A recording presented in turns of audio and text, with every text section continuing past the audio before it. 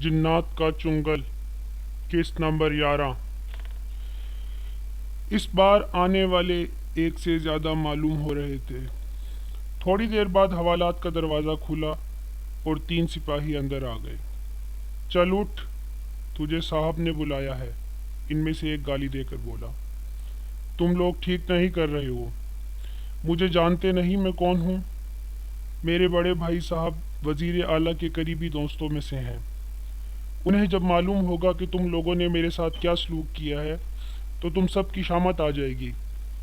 मैं खड़ा हो गया। हाँ हाँ, तू सदर पाकिस्तान का साला है, हम जानते हैं। तेरा भाई तो जो कुछ करेगा बाद में देखी जाएगी। जो तेरे साथ हमारे साहब ने करना है तो उसकी खैर मना। तूने साहब के उस्ताद पर हाथ उठाया है, जिसके लिए उसने अपना मजहब तक बदल लिया।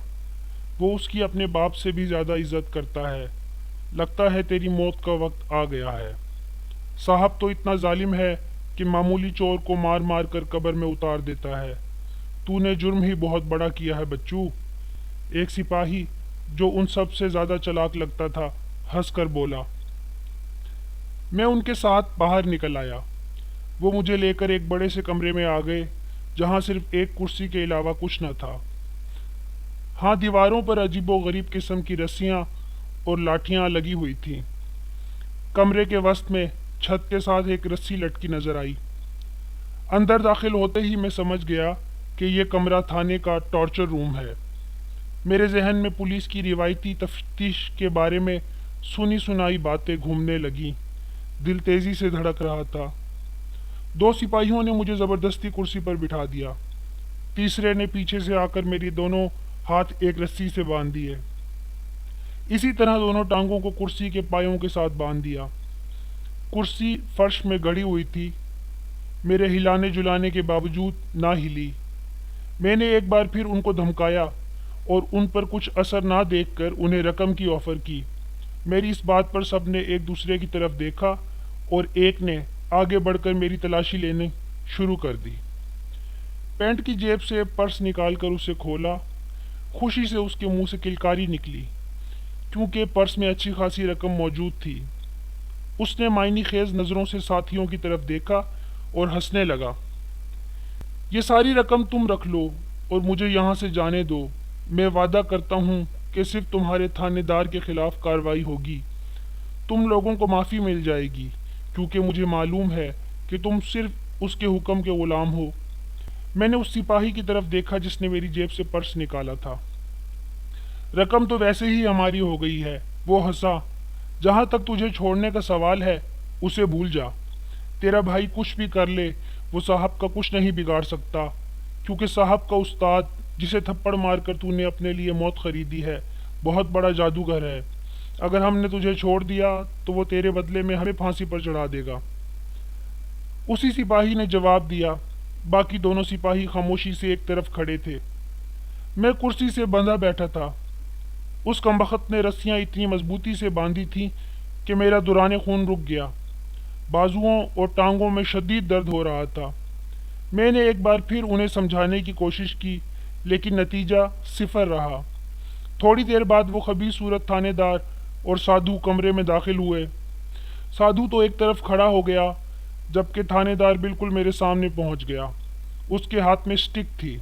वो कहर आलूद नज़रों से मेरी तरफ देख रहा था।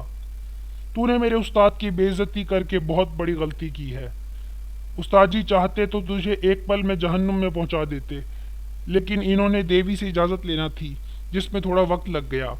देवी ने तुझे मारने की इजाज़त तो नहीं दी, लेकिन वो कुछ कहते कहते रुक गया।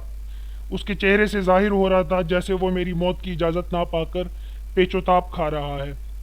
लेकिन मेरा तुझसे वादा है कि आज के बाद तू कभी अपने पाँव पर खड़ा ना हो पाएगा। उसने दरवाजे की तरफ देखकर आवाज़ दी, रामू, अंदर आ जा। एक स्याह काला पहलवान अंदर आ गया। 7 फुट के करीब कद और सांड की तरह पला हुआ। वो सर्दी के बावजूद एक धोती और बुनियान में मलबूस था। बाजुओं की मछलियां देखकर अंदाज़ा होता था कि कसरत करने का आदी है। उसके एक हाथ में चमड़े का कोड़ा और दूसरे हाथ में बैदनुमा लंबी और पतली सी छड़ी थी, जिसकी लंबाई 4 फुट के लगभग होगी। वो अंदर आकर सबसे पहले साधु के सामने झुका اور اپنے دونوں ہاتھ ماتھے سے لگا کر بولا، گرو جی آ گیا ہو تو میں اپنا کام شروع کروں؟ سادھو نے ایک قہر بھری نظر میرے اوپر ڈالی، پھر اسے سر کے اشارے سے اجازت دے دی۔ وہ چلتا ہوا میرے پاس آیا اور تن کر میرے سامنے کھڑا ہو گیا۔ اس کی آنکھوں میں ایسی چمک تھی جیسے کسی درندے کی آنکھوں میں اپنے شکار کو بے بس دیکھ کر ہوتی ہے۔ میرا دل تیزی سے دھڑک رہا تھا۔ اس کے کوڑے والا ہاتھ بلند ہوا۔ میں نے خوف سے آنکھیں بند کر لیں۔ میری ٹانگیں بری طرح کانپ رہی تھیں۔ اچانک میرے نتنوں سے گلاب کی تیز خوشبو ٹکرائی۔ میں آنکھیں بند کیے اس انتظار میں تھا کہ ابھی کوڑا میرے جسم پر پڑے گا، لیکن مجھے رامو کی کربناک چیخ سنائی دی۔ جلدی سے آنکھیں کھول کر دیکھا تو ناقابل یقین منظر میرے سامنے تھا۔ سانڈ نما رامو ہوا میں سر کے بل الٹا لٹکا ہاتھ پاؤں مار رہا تھا۔ کوڑا اب بھی اس کے ہاتھ میں تھا جس کا سرا زمین کو چھو رہا تھا۔ اس کے منہ سے گھٹی گھٹی چیخیں نکل رہی تھیں۔ ابھی ہم سب اسے دیکھ ہی رہے تھے کہ وہ ایک دھماکے سے سر کے بل زمین پر آ رہا۔ اس کا سر پھٹ گیا جس سے بھل بھل خون بہنے لگا۔ وہ پانی سے نکلی مچھلی کی طرح زمین پر پڑا تڑپ رہا تھا۔ پھر اس کے منہ سے بھی گاڑھے خون کا اخراج ہونے لگا۔ گلے سے ذبح ہوتے بکرے جیسی خرخراہٹ نکل رہی تھی۔ کمرے میں موجود ہر شخص پھٹی پھٹی آنکھوں سے دیکھ رہا تھا۔ میں نے سادھو کی طرف دیکھا۔ اس کی آنکھوں میں الجھن تھی۔ وہ چاروں طرف سر گھما کر دیکھ رہا تھا۔ اب سانڈ نما رامو کسی مردہ چھپکلی کی طرح زمین پر پڑا تھا۔ غالباً روح اس کے جسم کا ساتھ چھوڑ چکی تھی۔ اچانک فضا میں ایک اور چیخ گونجی۔ یہ اس سپاہی کی تھی جس نے میری جیب سے پرس نکالا تھا۔ اب وہ زمین سے آہستہ آہستہ بلند ہو رہا تھا۔ اس کی آنکھیں باہر نکلی ہوئی تھیں۔ وہ خوفزدہ نظروں سے چاروں طرف دیکھ کر ہاتھ پاؤں مار رہا تھا۔ اسے بھی کسی نادیدہ وجود نے گردن سے پکڑ کر ہوا میں معلق کر دیا تھا۔ اس کے منہ سے گھٹی گھٹی چیخیں نکل رہی تھیں۔ کچھ دیر وہ ہوا میں لٹکا رہا، پھر دھڑام سے زمین پر آ گرا۔ اس کا حشر بھی رامو جیسا ہوا۔ تھوڑی دیر وہ منہ سے خون خارج کرتا رہا، پھر ساکت ہو گیا۔ سادھو نے اپنے دو چیلوں کا یہ حشر دیکھا تو اس کی آنکھوں میں خون اتر آیا۔ کمرے میں موجود باقی دو سپاہی چیختے ہوئے باہر بھاگ گئے۔ تھانے دار اب مجھ سے ہٹ کر کچھ فاصلے پر کھڑا ہو گیا تھا، بلکہ یہ کہنا صحیح ہوگا کہ وہ اپنے استاد کے قریب ہو گیا تھا۔ اس کی آنکھوں سے بھی خوف جھانک رہا تھا۔ میں سخت حیران تھا۔ سادھو کچھ دیر تذبذب کے عالم میں کھڑا رہا، پھر اس کی غضبناک آواز کمرے میں گونجی۔ تو بھی دو شبد جانتا ہے، پرنتو تجھے میری شکتی سے جانکاری نہیں ہے۔ میں چاہوں تو اس سمے تجھے نرک میں بھیج دوں، پرنتو مجھے دیوی کا دھیان ہے، اس کی آگیا کا پالن کرنا میرا دھرم ہے، پرنتو تجھے کشٹ نہ دینا اب میرے بس سے باہر ہے۔ یہ کہہ کر اس نے منہ ہی منہ میں کچھ بڑبڑانا شروع کر دیا۔ اس کے موٹے بھدے ہونٹ ہل رہے تھے۔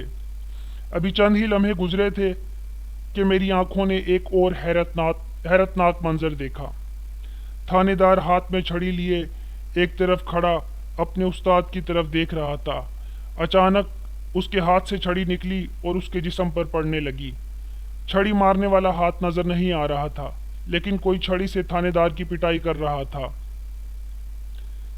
چھڑی ہوا میں لہرا لہرا کر اس کے جسم کے مختلف حصوں پر پڑ رہی تھی۔